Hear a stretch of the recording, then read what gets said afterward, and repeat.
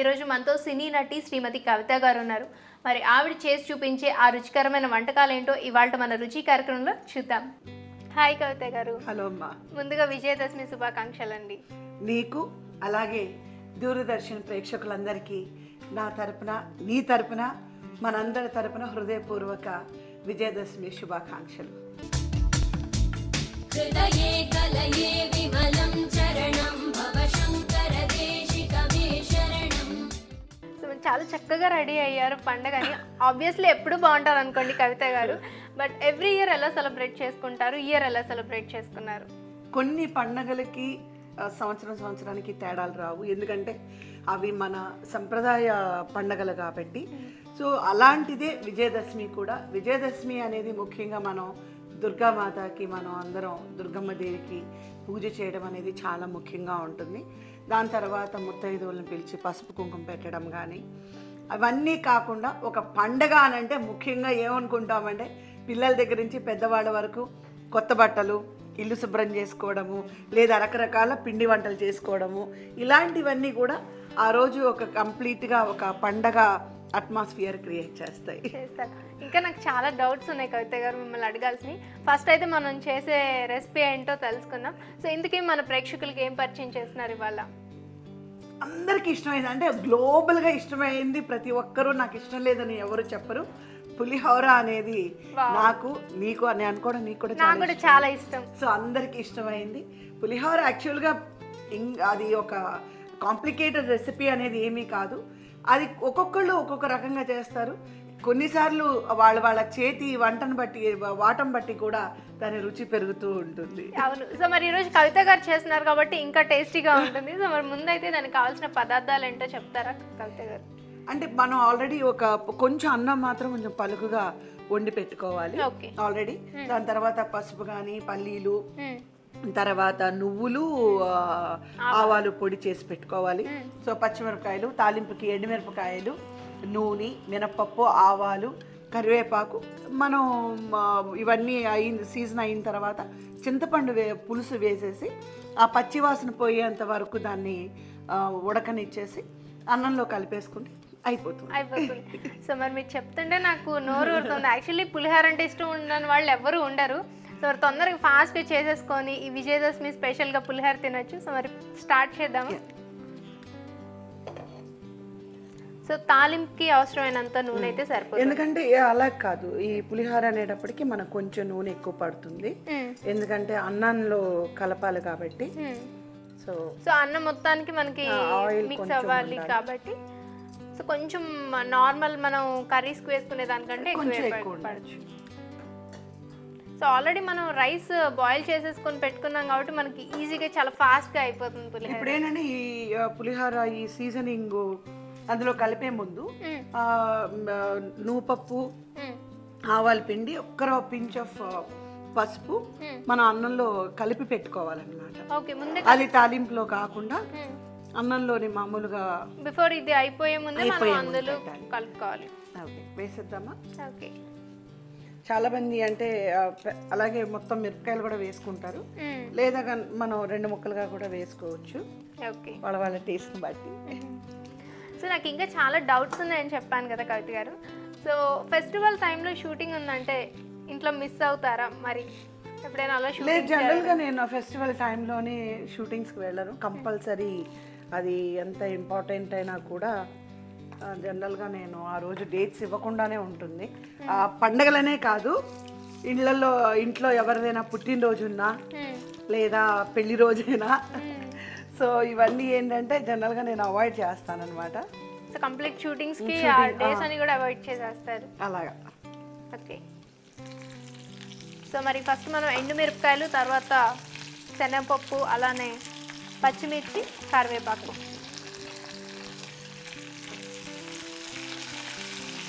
So మీరు ఎక్కువగా ఇష్టపడేది పులిహోర అయితే ఫస్ట్? చాలా ఇష్టం, చాలా చాలా చాలా ఇష్టం. సో మరి స్వీట్స్లో ఏది ఇష్టం?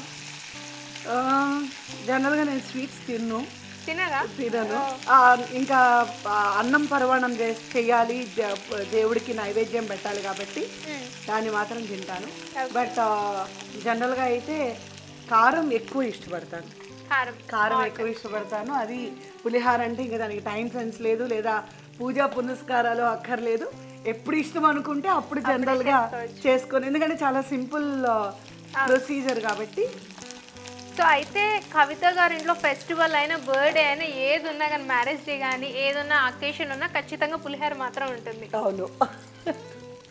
ఇందులో ఏంటంటే ఆ నూనెలోనే మనం ఇంగువ కనుక వేసుకుంటే చాలా మంచి సువాసన ఉంటుంది అన్నమాట. ఓకే.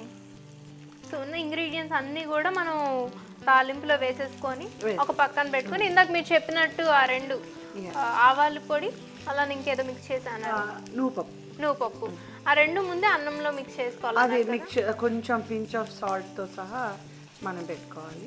ఓకే. అంటే అది దేనికోసం టేస్ట్ బాగుంటుందా మనకి అది మిక్స్ చేస్తే?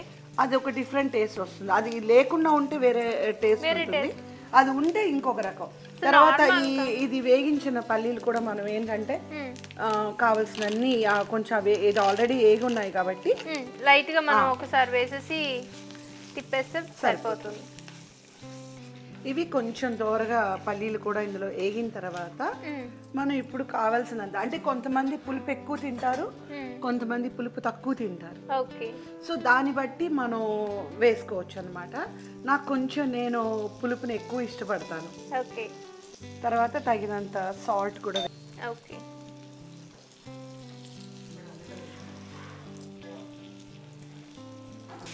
సో చింతపండు కూడా గుజ్జు వేసుకున్న తర్వాత బాగా కలిపేసుకొని వాటర్ కూడా, అంటే మరీ థిక్గా లేకుండా. ఓకే. అంటే మనం రైస్లో కలపాలి కదా. సో అన్ని మిక్స్ అయిపోయినాయి కదా, సీజనింగ్ అయిపోయింది. సో మనం ఇప్పుడు ఏంటంటే రైస్ మనం కొన్నిసార్లు అంతా ఒకవేళ ఈ గ్రేవీ కొన్నిసార్లు ఇది తక్కువ అవ్వచ్చు లేదా ఎక్కువ అవ్వచ్చు. సో కాబట్టి ఏంటంటే ఎప్పుడు కూడా దాన్ని బట్టి మనం రెగ్యులర్ ఎంత కావాలో అంత రైస్ తీసుకొని కలుపుకోవచ్చు. ఎందుకంటే ఒకేసారి ఒకవేళ అన్నం కనుక ఎక్కువ ఈ గ్రేవీ తక్కువ అయితే ప్రపోర్షనేట్ గా ఉండదు అనమాట. కొన్నిసార్లు అన్నం తక్కువగా ఉండి గ్రేవీ ఎక్కువ ఉంటే కూడా ఏం చేయొచ్చు అంటే ఆ మిగిలిన గ్రేవీ గిన్నెలో తీసి పెట్టేసుకొని మళ్ళీ మనం మరుసటి రోజు కానీ లేదా మళ్ళీ కావాలన్నప్పుడు బాగా మళ్ళీ ఒకసారి వేడి అన్నం వండుకొని ఆ పులుసుని మళ్ళీ దాంట్లో కలుపుకొని తినచ్చు అనమాట. అంటే ఇది మనకి ఎన్ని రోజులు ఉంటుంది? ఇది జనరల్ ఒక 3-4 days డెఫినెట్ గా ఉంటుంది. 3-4 days మనం ఫ్రిడ్జ్ లో ఉంచేసేస్తే చింతపండే కాబట్టి తొందరగా పాడవ్వదు. సో ఫ్రిడ్జ్ లో పెట్టేసుకున్నాం అంటే మనకి ఎక్స్ట్రా కనుక ఏదైనా మిగిలింది అనుకుంటే ఉంచే. జనరల్ గా అలాగే చేస్తారు. కొన్నిసార్లు ఏం చేస్తారంటే కావాలని ఈ గ్రేవీ ఎక్కువ చేయడం కూడా జరుగుతుంది, ఆ పులుసు ఎక్కువ చేయడం కూడా జరుగుతుంది. ఎందుకంటే తీసి పెట్టుకొని మరుసటి ఎప్పుడు కావాలంటే అప్పుడు పులిహార ప్రియులు ఉంటారు కదా, సో వాళ్ళకి రెడీగా ఉంటుంది. ఏదైనా సరే అన్నం మనం ఈ బౌల్లో తీసుకున్న తర్వాత మిక్స్ చేసేటప్పుడు దానికి సరిపడగా మనం మిక్స్ చేసుకోవచ్చు. ఓకే. దీంట్లో ఏంటంటే మనం మళ్ళీ ఒక పించ్ ఆఫ్ ఆయిల్ కూడా వేసుకోవచ్చు అనమాట. ఓకే. ఇప్పుడు మనం ఏమేమి యాడ్ చేసాం అందులో? పసుపు, ఒక డ్రాప్ ఆయిల్, తర్వాత నువ్వుపప్పు, ఆవాల చేసిన పౌడర్, అది బాగా మిక్స్ చేసేసుకోవాలి. అంటే రైస్ మనకి ముఖ్యంగా ఉండలు లేకుండా ఉండాలి, లంప్స్ అవి ఏం లేకుండా మనం చక్కగా మొత్తం పొడి పొడిలాడుతూ ఉండేటట్టుగా చూసుకోవాలి. అది అలా కలిపేసుకున్న తర్వాత బాగా ఇది అందులో ఎంత కావాలో అంత వేసేసుకొని ఇంకా లేదంటే మొత్తం వేసేస్తే కొన్నిసార్లు ఎక్కువైపోవచ్చు. సో అన్నం క్వాంటిటీని బట్టి దాంట్లో ఎంత సరిపోతుంది అనేది మనం ప్రపోర్షనేట్ గా చూసుకొని దాన్ని బట్టి మిక్స్ చేసుకోవాలి. ఇంట్లో బాగా ఎక్కువ రెసిపీస్ ఏం చేస్తుంటారు? నేనా? అదే అంటున్నాను కదా, నాకు స్వీట్ అయితే అన్నం పరమాన్నం తెలుసు, ఎందుకంటే అది దేవుడికి నైవేద్యం పెట్టాలని. సో కారం అంటే ఇది గారెలు చేస్తాను, అప్పుడప్పుడు కొంచెం కష్టపడి బొబ్బట్లు చేస్తాను. Okay okay. సో మరి ఇవన్నీ వంటలు చేయడానికి మీకు టైం ఉంటుందా కవిత గారు? అంటే టైం ఉన్నప్పుడే చేయడం, చేయాలనుకున్నప్పుడు ఒకవేళ టైం లేకపోవచ్చు. పండగ పూట మనం ఎట్లాగో తప్పదు కదా, ఫ్రీ చేసుకోవాలి. సో పులిహార రెడీ అయిపోయింది.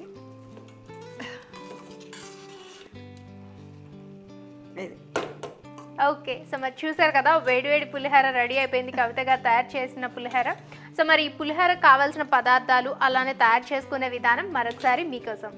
పులిహోరకి కావలసిన పదార్థాలు: అన్నం, పల్లీలు, శనగపప్పు, ఇంగువ, ఆవాలు, పసుపు, చింతపండు పులుసు, ఎండుమిర్చి, నూనె, మినపప్పు, అల్లం, కరివేపాకు, పచ్చిమిర్చి.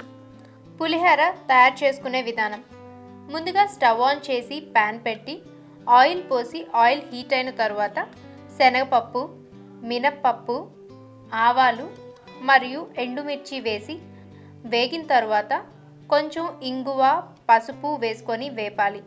తర్వాత పల్లీలు వేసి వేగిన తర్వాత కావలసినంత చింతపండు పులుసు, ఉప్పు వేసుకొని ఉడికిన తర్వాత స్టవ్ ఆఫ్ చేయాలి. తర్వాత అన్నంలో పసుపు, నువ్వుపప్పు, ఆవాల పిండి వేసుకొని బాగా కలపాలి. తరువాత ఇందాక తయారు చేసుకున్న మిశ్రమాన్ని అన్నంలో కలపాలి. అంతే, వేడి వేడి పులిహోర రెడీ.